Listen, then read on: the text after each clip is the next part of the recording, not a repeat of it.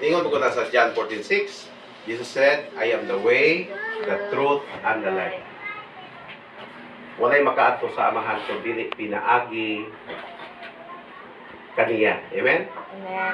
Muna pagtulunan sa kinatong mga Kristohanon. Amen? Amen. Ya, pwede, Pastor Neil, Dodong Wanel, pwede, sa Katolik de. Kita, Katolik is Christian. Amen? Amen. Oh, yun tayo, para madali mataba. Amen, karon alas 4 mo ato sa kuan ni Mrs. Invited mo atong ni Walid Reyes, Pastor Rimanso, sa ilang sa magatas nga kuan. Na siya simbahan nga to. So, kuan, kanang munang karon ta nagsimba. So muna siya diigsoon. Actually, ang kinabuhing Kristohanon simple kayo gyud igsoon, gipasayon sa Ginoo. Ningon ang Ginoo nga, kuan ang tuo lang mo kanako. Ana gud ba? Panaay mo kuan sig ikis-ikis diha. Parang sa Ginoo na ta mo tuo. So ato mensahe karon, kabahin isa sa kuan inyong na inyo ni kanunay madungog sa wali sa simbahan. Oh, ano siya, the rich man and Lazarus. Amen? Atong apihan ng Bible igsoon sa Luke 16:19. Luke 16:19. Lucas 16, palihog ko. Janelle Ezra Baro. Luke 16:19. Ay po ganun ba? Kanang magbasa mo para natay murag pan ba? Makakwanta sa atong gibasa karon, makatuhog ta ba sa atong gibasa karon. Ako basahon, ako yung nagbasa sa 19 Lucas kapitulo 16 bersikulo 19. Karon may usa ka tawong dato o usa ka nagasapot sa purpura o sa lino nga manipis nga nagapuyo sa kalipay o sa kaanyag sa adlaw-adlaw. 16. Atong operator medya tunog siguro. Next. Okay? Ug may usa ka makilimimos nga ginganlan si Lazaro nga puno sa mga samad, gibutang sa pultahan sa dato. O naggatinguha nga mabusog sa mga bumho nga nagapangtagak gikan sa lamisa sa dato, tanawa bisan pa ang mga iro na nagpanuol o na nagpanilap sa iyang mga sama.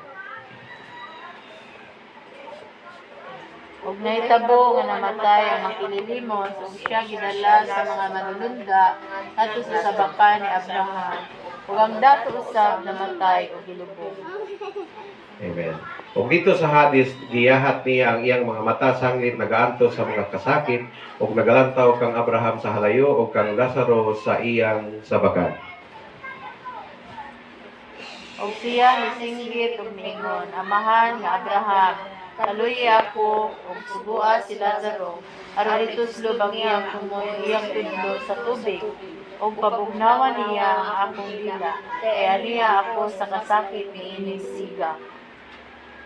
Apan si Abraham ingon, anak, kinumdumi nga buhi pa ikaw, nakadawat ka sa imong maayong butang, o si Lazaro sa maupang pagkaagi sa mga daotang butang, apan karon ania siya ginalipay o ikaw na sa kasakit. Ug labot pa niining tanan sa taliwala namo ug nimo adunay gibutang usa ka dakong bungaw aron nga ang buot motabok gikan diri nganha kaninyo dili makanimo ug nga walay makatabok gikan dinha nga namo. Ug siya mingon, busa amahan, ako nagaampo kanimo nga siya suguon mo punta sa balay sa akong amahan. Kay ako adunay 5 ka mga igsuong lalaki aron siya magatuod ngadto kanila tingali niya maaari usab sila niining lapita sa kasakitan. Apan si Abraham ingon, atoa kanila si Moses o ang mga manalagna papatalinghuga sila kanila. Ug siya miingon, dili amahan nga Abraham, kay kung usa sa mga binatay ang moadto kanila, maghinulsol sila. O si Abraham ingon kaniya, kung Moses o mga manalagna dili sila magpatalinghog, dili usab sila magkalugmay bisan may usa ka mga mabanaw gikan sa mga binatay. ug siya miingon sa iyang tinun-an, dili mahimo apan ang maabot gayud ang mga kahigayunan sa pagkapangadul apan alaot kadto tungkol kaniya mabus. Amen. Ay, kung ito, lapas naman to. Wala na tuloy. Taman verse 31. Amen. Ang Diyos magapanalangin sa ipulo. Mag-ampro kami Ginoo nakadungog ni imo ng mensahe. Pero kini siyang among pag-isgutan karon og the rich man and Lazarus. Dako kini siya kan Ginoo meaning dapat sa among mga kinabuhi nga Lord, angay kami nga pali sa mga butang dapat ang pagabuhaton samtang buhi pa kami Ginoo. Kung salamat to, tagay kami pagsabot sa imong pulong Ginoo, tagay kami kasing-kasing nga mapainom sa among Ginoo. Diya sa imong atubangan o Dios aron masabtan namo ang imong pulong ugay. Lord, tabangi kami Ginoo sa pagsabot sa mga pulong ugay. Ang giampo Ginoo ang mga kaigsunan nga niya karon nga padalanginan mo sila Ginoo sa ilang mga kinabuhi. Labi na sa spiritual ng bahin Ginoo. Nga sugod karon Ginoo kung sila pawa pa sila nakasulay sa pagkinabuhi nga nagpasilugya kanimo ugan. Og giampo nga sugod karon ang dawa ugan. Ilang sugdan Ginoo nga ikaw Ginoong Hesus ang ilang pasilugdan sa ilang mga kinabuhi Ginoo.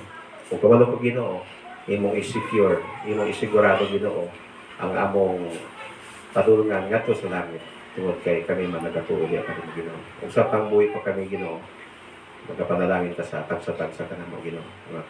Among mga pamilya, kada pamilya agad ug sa tanan nga mga katawhan nga ani ang karon of this. In Jesus name we pray. Amen.